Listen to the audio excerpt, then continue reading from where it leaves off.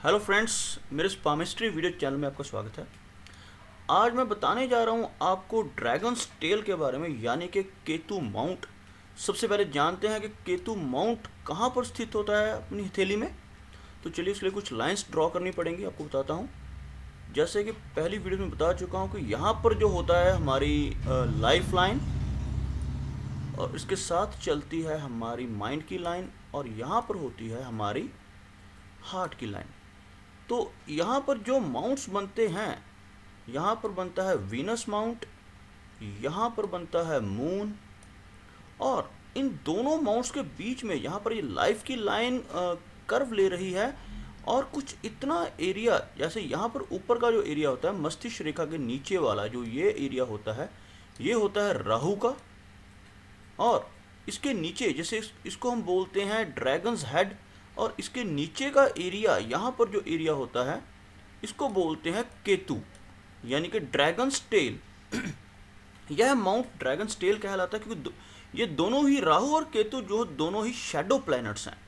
तो इनके जो प्रभाव हैं वो काफ़ी डिफरेंट है, और प्लैनेट्स से अगर इनको कंपेयर करें तो इन अगर किसी का केतु हाथ में बहुत अच्छी स्थिति में ना हो तो किस तरह के उसको प्रभाव मिल सकते हैं। यानी कि यह जो दोनों शैडो प्लैनेट्स हैं व्यक्ति को क्रिमिनल एक्टिविटीज़ में या किसी बुरी संगत में डाल सकती हैं।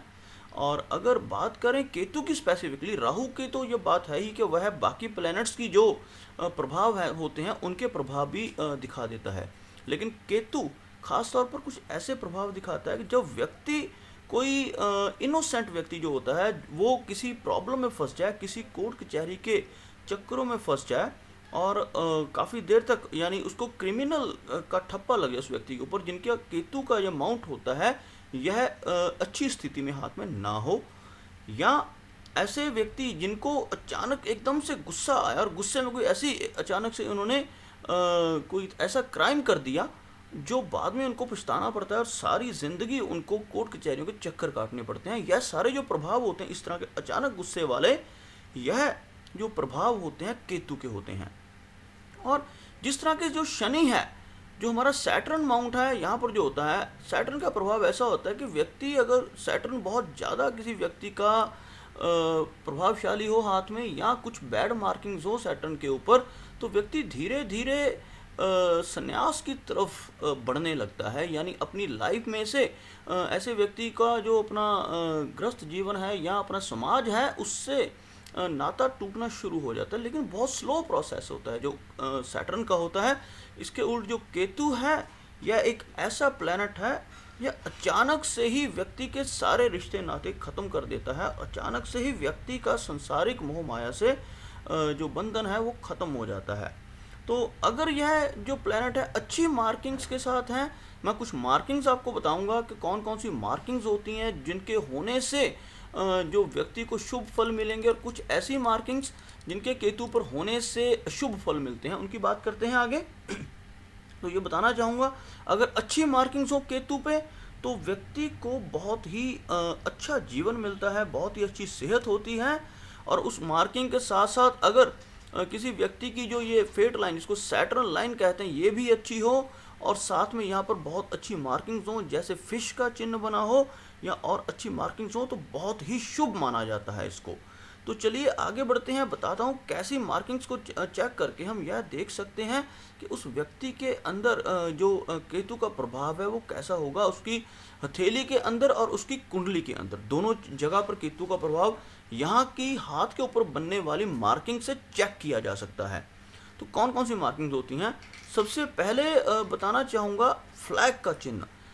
फ्लैग का चिन्ह मैंने एक वीडियो बनाई थी जिसमें बताया था कि फ्लैग का चिन्ह कुछ इस तरह का होता है। ये किसी भी माउंट पर पाया जा सकता है, इवन कि यह बृहस्पति के ऊपर हो सकता है, शनि के ऊपर हो सकता है, सूर्य के ऊपर हो सकता है, या मंगल के ऊपर हो सकता है। इसके अलावा मरकरी के ऊपर भी हो सकता है। किसी भी जगह पर फ्लैग का चिन्ह हो सकता है। लेकिन सबसे बड़ी बात यहाँ बताना चाहूँगा कि फ्लैग का चिन्ह होने का मतलब ये है कि जिस व्यक्ति के हाथ में झंडा यानी कि फ्लैग का चिन्ह है, उस व्यक्ति का केतु माउंट बहुत स्ट्रांग होगा उसके एस्ट्रोलॉजी चार्ट में।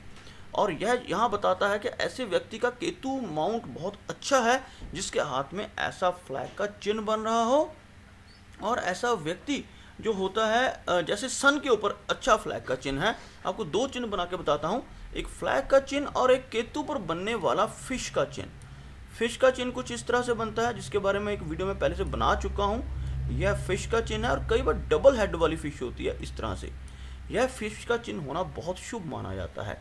और फिश का चिन्ह केतु पर बनता हो, और अगर फिश का चिन्ह कुछ इस तरह से बने, मैं आपको बना के दिखाता हूँ यहाँ पर। यानी कि फिश का जो चिन्ह है उसका जो मुख है वो सूर्य की तरफ जा रहा हो। यानी अब देख सकते हो ये इसका मुंह है फिश का, और यह जो मुंह है कुछ इस तरफ इशारा कर रहा है। और साथ ही साथ फिश के चिन्ह के एक फ्लैग का चिन्ह ही सूर्य भी बना हो, सूर्य अपोलो के ऊपर, सूर्य माउंट के ऊपर, तो ये बन जाती है सोने पे सुहागे वाली बात। यानी केतु बहुत अच्छा है ऐसे व्यक्ति का। और ऐसे व्यक्ति को अगर उसका आप चार्ट देखेंगे, एस्ट्रोलॉजी चार्ट देखेंगे, तो देखेंगे केतु और सूर्य का जो कॉम्बिनेशन है बहुत अच्छा होगा एस्ट्रोलॉजी के चार्ट में। और यहाँ हाथ से ये चीज़ जाहिर हो जाती है इन चिन्हों से, और दोनों चिन्ह प्रेजेंट हो तो बहुत ही शुभ माने जाएंगे। ऐसे व्यक्ति को कह सकते हैं कि बहुत ही धन मिलेगा ज़िंदगी में, और काफ़ी फेमस होगा ऐसा व्यक्ति। और फेमस भी किन चीज़ों की वजह से? ऑकल्ट साइंस, यानी कि रहस्यमय चीज़ों, जैसे कि ये पामिस्ट्री है, एस्ट्रोलॉजी है, या और ऐसे बहुत सारी न्यूमरोलॉजी है, इवन के टैरो कार्ड रीडिंग है, या ऐसी बहुत सारी ऑकल्ट साइंसेस हैं जिनमें ऐसा व्यक्ति नाम कमाएगा और पूरे वर्ल्ड में फेमस हो जाएगा। इन दोनों में से अगर एक चिन्ह भी हाथ में हो तो माना जाता है कि ऐसे व्यक्ति का केतु बहुत स्ट्रांग है, और ऐसा व्यक्ति बहुत फेमस होता है और बहुत ही इंटेलिजेंट होता है। ऐसा व्यक्ति काफ़ी फेमस माना जाता है और काफ़ी ज़्यादा धन भी एकत्रित कर लेता है अपनी लाइफ में। चलिए कुछ और चिन्हों की बात करते हैं, जो कुछ चिन्ह इसमें से शुभ होंगे और कुछ अशुभ, जो केतु के माउंट पे बनते हैं, उनका प्रभाव क्या क्या होगा उनके बारे में डिस्कस करते हैं। तो सबसे पहले बात करेंगे स्टार के चिन्ह की। यानी स्टार का चिन्ह अगर यहाँ पर बनता हो, पहले बताना चाहूँगा यहाँ पर हमारी होती है मणिबद्ध रेखाएं। आमतौर पर ये 3 या 2 रेखाएं होती हैं। और अगर स्टार का चिन्ह यहाँ पर बनता हो केतु माउंट के ऊपर, तो यह क्या फल देगा? सबसे पहले इसको बड़ा ध्यान से देखना पड़ेगा। ये स्टार का चिन्ह है, यह मणिबद्ध रेखा के साथ जुड़ा हुआ तो नहीं है। अगर यह मणिबद्ध रेखा के साथ जुड़ा हुआ है तो यह उस व्यक्ति को पैतृक संपत्ति दिलवाएगा। यानी कि ऐसा व्यक्ति जिसके मणिबद्ध रेखा के ऊपर स्टार हो, ऐसे व्यक्ति को अपने परिवार से बहुत ही ज़्यादा ज़मीन जायदाद मिलती है और धन दौलत काफ़ी ज़्यादा होती है। यह मणिबद्ध रेखा के ऊपर होना भी काफ़ी शुभ है। लेकिन अगर स्टार मणिबद्ध के ऊपर ना होकर, मणिबद्ध रेखा से जुड़ा ना होकर अलग से हो, यानी केतु माउंट के ऊपर हो, तो यह बहुत अच्छा एक मार्क माना जाता है। ऐसा व्यक्ति बहुत ज़्यादा इंटेलिजेंट होता है, बहुत ही अच्छे स्वभाव का। और पुराने अगर हम अपने ग्रंथों में देखें तो उनमें लिखा गया कि ऐसे व्यक्ति को युद्ध में विजय प्राप्त होती है। तो आजकल के सिनारियों में तो युद्ध सिर्फ जो सैनिक ही लड़ते हैं, आम व्यक्ति तो युद्ध पे नहीं जाते। लेकिन अगर यहाँ पर चिन्ह है तो ऐसा, इसका मतलब यह है कि काफ़ी शुभ साइन है और बहुत ही अच्छा उसको फल मिलेगा ऐसे व्यक्ति को इस चिन्ह के होने का। आगे बढ़ते हैं। कुछ और चिन्ह जो शुभ हैं यहाँ पर होना, वो है एक चिन्ह बताइए आपको कि त्रिकोण का चिन्ह अगर किसी व्यक्ति के हाथ में हो। फिश का चिन्ह बता चुका हूँ आपको, स्टार का बता चुका हूँ। अब बात करते हैं त्रिकोण की। त्रिकोण का मतलब बहुत अमीर होना ऐसा व्यक्ति, और साथ ही साथ अमीर होने के इंटेलिजेंट भी होगा और बहुत ही अच्छे स्वभाव का और रिलीजियस यानी कि धार्मिक प्रवृत्ति का व्यक्ति होगा। इसके बाद त्रिकोण के बाद बात करते हैं वृत्त की, यानी कि गोलाकार चिन्ह। अगर किसी के व्यक्ति के हाथ में यहाँ पर ऐसे कोई सर्कल बन रहा हो तो यह भी त्रिकोण जैसे ही एक तरह से प्रभाव देता है। बहुत ही अच्छा शुभ चिन्ह माना जाता है इसको केतु पर, और ऐसे व्यक्ति को युद्ध में विजय मिलना लाजमी है, ऐसा हमारे पुराने ग्रंथों में लिखा गया है। और आगे बात करते हैं, जो एक और शुभ चिन्ह है वो है त्रिशूल का चिन्ह, जिसको ट्राइडेंट कहा जाता है।